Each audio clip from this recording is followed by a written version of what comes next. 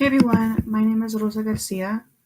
I read the book How to Be a Chicana Role Model by Michele Serros. Before we begin, I just wanted to give a little background information about the author herself. Michele Serros, she was a Mexican American author, a poet, and an essayist. She draws from her own life experiences in her writing, as well as using humor to, express her stories. Michele Serros, she was also originally from Oxnard, California. And how to be a Chicana role model. Um, the author, Michelle writes about, her experience as an aspiring Chicana writer who is struggling to find a way to embrace two very different cultures while staying connected to her identity. Michelle is passionate about her poems despite her peers' opinions. She received an invitation to participate in the Chicana Writers Conference, but then she finds out that she was only invited to serve brunch. At this time, the organizer extends the invitation to Michelle to speak at the open mic, which of course Michelle accepts. When serving brunch at the conference, Michelle is criticized by her improper Spanish by another Chicana writer who is attending the conference and who is sharing the poems.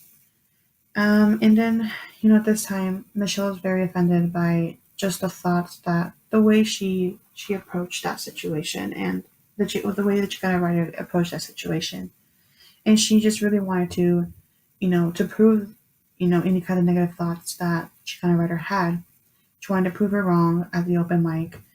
Although the Chicana writer didn't pay attention, her intense performance of anger did catch the attention of a publisher who was in the audience. The publisher approaches Michelle and claims that he's interested in her work. This was a beginning publishing journey for Michelle, in which I find plays an important aspect in how she continues to, advocating for herself in her writing. Throughout the book, there's topics discussed about, race, Chicanx identity, empowerment, ambition, adolescent agents, human relationships such as family life and friendships. But throughout my way of analyzing the book, I wanted to discuss more about the literary period themes. And although there are other themes identified, I decided to write about these literary themes due to what I have recently written about in my other two essays. I wanted to combine all themes within the book with these two literary periods because such literary periods have influenced the experience of Chicanas and Latinas in society. It was important for me to talk about how such themes continue to influence the way Chicanas and Latinas identify and the role that gender continues to play within society itself. Chicana Latina experience during the Renaissance. During this time, women were publishing, but they weren't publishing as much as men were. And it was like within the 1960s and 1970s where the literary period was written about. And connecting this literary period with the book itself, it's important because of the experience that Michelle faced throughout her publishing journey. You can see it, connecting that literary period to the period of the book when the book was written, which was in 2000. Um, but Michelle, she was having trouble selling her books. She was basically on her own through the selling her books. Her publisher wasn't there to support her. He claimed that he was too busy and he just took on too many responsibilities, and so she had to do the networking and outreaching on her own and selling the books.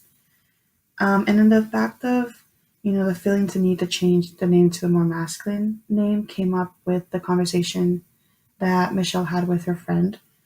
Her friend suggested that, maybe in order to increase the sale of books, it's maybe a more appealing way to do it is to change, her name to a more masculine name. And it just, even during that time, you can tell that gender is an important aspect of selling, selling books in the publishing aspect. And it's also just raises the thought about how there are still gaps between male and female publishers.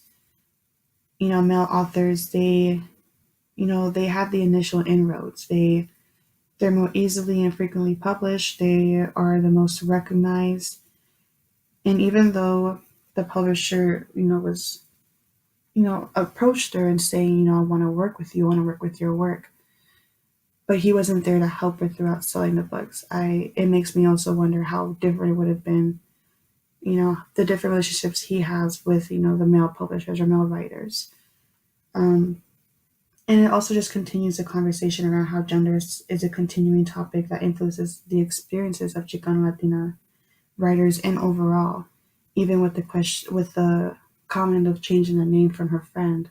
Even they know that changing the name or just changing the way of who you are would be more appealing to the audience or just the readers, and selling you more books, specifically. Throughout this book, there was a clear sense of empowerment that was influenced by Michelle's experiences as a Chicana writer. And although the trend of Chicana literature is continuously growing, the ability of belonging is still questioned. There is this thought from those with power, and specifically white male, that think identified Chicana writers are not able to work beyond the different genres of literature. This can affect the way Chicanas, choose to identify themselves as, because the concept of identity is, at the heart of each intersectionality. Chicana writers, they're sharing, their stories, but they're still being talked to as if they don't know what they're doing.